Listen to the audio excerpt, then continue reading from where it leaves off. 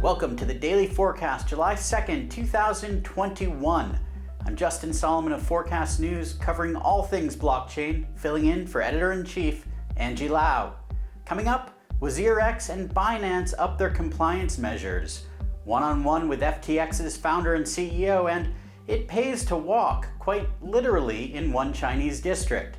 Now let's get you up to speed from Asia to the world. India-based crypto exchange WazirX seems to be going into damage control mode. This following last month's allegations that it had violated foreign exchange laws over large sums of money. The company announced a partnership with blockchain analytics provider TRM Labs to up anti-money laundering and anti-fraud measures for transactions on its platform.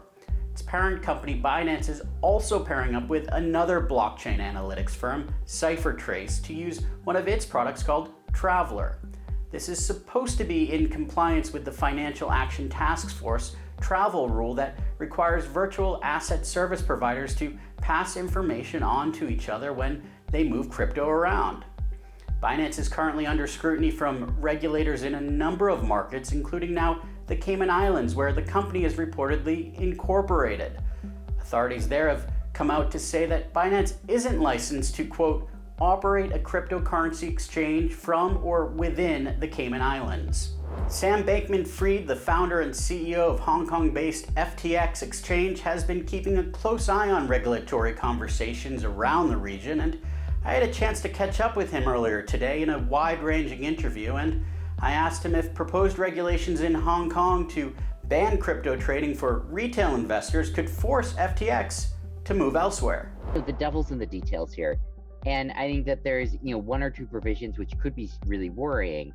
I think particularly when you look at what it's going to end up saying about both locally and globally servicing a broad clientele base. We completely understand, introducing a licensing regime and the need to get that and the need for various disclosures and things like that. But if it's a regime that's going to cut off 90% of the world from accessing crypto, then that's not sort of a workable regime, I think, for our business or for most. You just announced this partnership with Tom Brady. You have a stadium naming rights in Miami. When you think about sports and your strategy, is this where you see growth? Part of it is that I do think so. Part of it is I think that there just aren't that many comparables for it. Like, if you think about what other things are there that join together tens of millions of people, regularly. I don't know. It's sort of like, I don't know, elections, sports games, and you start scratching down pretty deep below the surface pretty quickly there. Speaking of sports partnerships, it seems Crypto.com has nabbed another deal with the industry, this time for the launch of an NFT collection. The National Hockey League's Vegas Golden Knights are auctioning off their first set of 7 NFTs, which will be paired with physical collector's items like jerseys and helmets. This comes after Formula One announced its deal with Crypto.com to feature the platform as the official crypto sponsor for the rest of the season.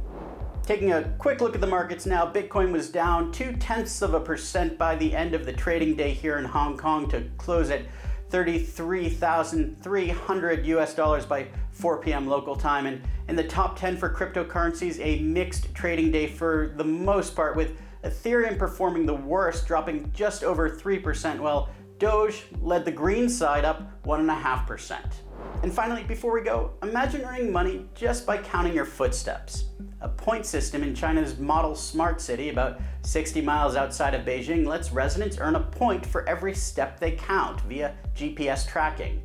Once they earn 20,000 points, they can redeem symbolic red packets, which contain 50 yuan each, through 2 banking apps. They can do this up to 4 times.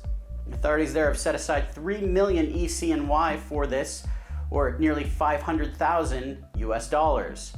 It's part of a broader green initiative by the area to promote a healthier lifestyle. And that's the Daily Forkast from our vantage point right here in Asia. For more, visit Forkast.News. I'm Justin Solomon. Until next time.